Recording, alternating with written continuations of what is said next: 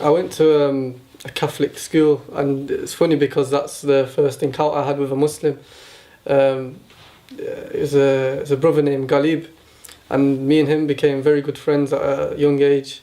And I remember going back and to speak to my dad about this friend and how can I go to his house, and my dad would be like, no, stay away from these Muslims. These Muslims are terrorists. They're bad. They'll brainwash you, etc. So I kind of had to go to a different class then. So I kind of stayed away from Muslims because as a young child, you kind of trust your dad because it's your parents. You're growing up with them. So I kind of trusted him, and I grew up with this mentality of hating Muslims because of what my dad's actually instilled in my mind. Like I went to high school with this attitude.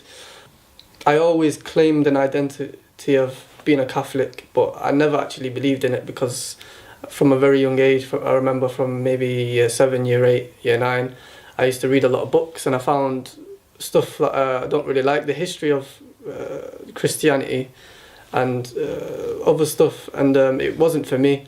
A couple of years later, I think it was around about, I was in year 10, this new boy came in my class, and I remember this boy being very pale, white-skinned, and he looked very European. And anyway, I became friends with this new student because I just wanted to see who he was, where he's from, etc.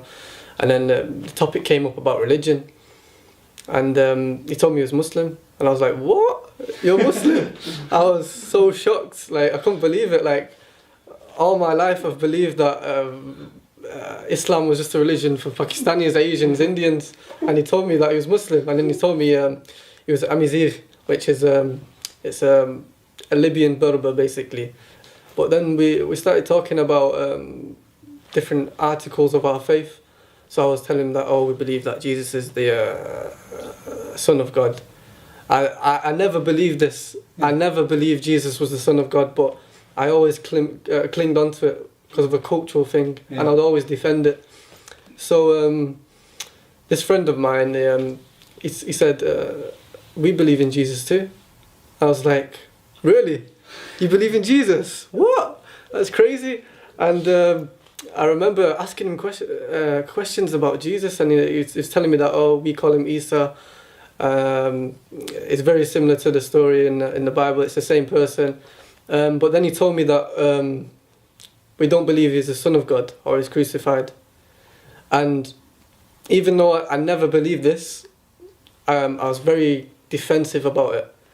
And I don't know until this day why I was very defensive about it. I got really angry towards this boy, and I used to be very harsh towards him. I regret it so much. I don't want to mention it anyway, but anyway, I felt really bad for this boy because every time I was harsh towards him, he would never go to the teacher, he would never be rude to me, he would never shout back, he would never do anything back to me.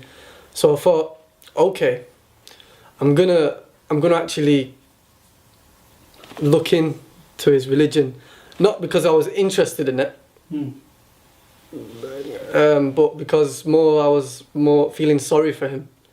So I asked for a couple of books on like the Day of Judgment, books on the life of the Prophet, sallallahu alaihi wasallam, may peace and blessings be upon him. And the thing is, I used to go to my mum's on the weekend at this time, and this is the time when I actually started reading this. I would leave it to the weekend because I was busy with other stuff and I was messing around, kids when they're young. I would go to my mum's and then I would read it, and then she would actually ask me questions about this, and she would say, what's that you're reading? And I'll say, this is some Muslim thing, they believe that Jesus is not the Son of God, it's some silly stuff, I'm just looking at it. And my mum actually took a liking to it. She was actually very open-minded, and she was like, could you tell me a bit more about this religion? And then she would start asking me questions. So the questions I didn't know, I had to go back to my friend in high school and ask him. So then it would kind of increase my knowledge on the fact.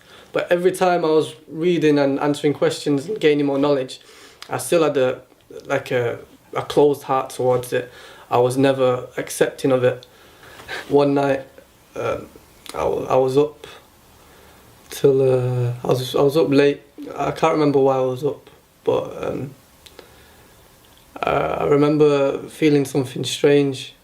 Like, I don't know why I was up, but like, I remember my dad jumping out of bed, and it was really strange of him jumping out of bed. Someone rang his phone, and I heard him yapping on the phone, and it didn't sound good.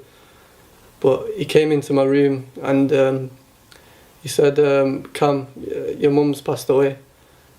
And at that moment, till this day, like, I can't actually accept it. Like, for a while, I couldn't process like what actually happened, and it just wow.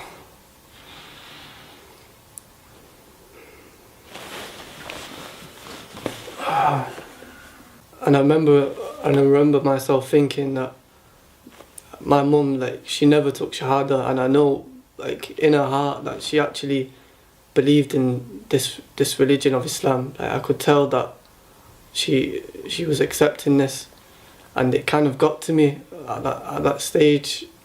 And I remember myself thinking that I trust my mum so much, and that now she's gone, that I have to look into this religion with an open heart. I can't be just biased and just reading it. So I went back to my friend. We're friends now. I'm his living. I went back to my friend, and I started asking for some books. But this time, when I was opening these books, everything I read, I accepted. Like, every single word, I accepted it. And it's strange because it took a calamity to actually change my way of thinking. But in ways, I thank Allah for this calamity He blessed me with, because I don't think without the death of my mother, I would have actually accepted Islam. After that, I went a bit off the rails, because I went to college, and I split up from my friends. Like, the college I was at, there was not really any Muslims. It's mostly English, African based. All the Africans would be Christian, and I got into the wrong crowd basically, and I was doing all kinds of terrible things. But in my heart, I still had this belief in Allah. Allah is one. God is one. So my friends kept actually asking me when am I going to actually take my Shahada, and I kept putting it off. Like, I don't know what it was. It was something, I don't know if it was Shaitan, it was Satan, or I don't know what it was, but I kept putting it off, and I don't know why.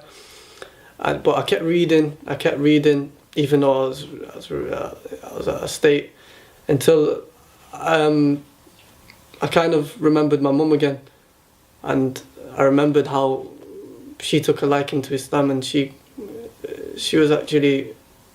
could have actually become Muslim.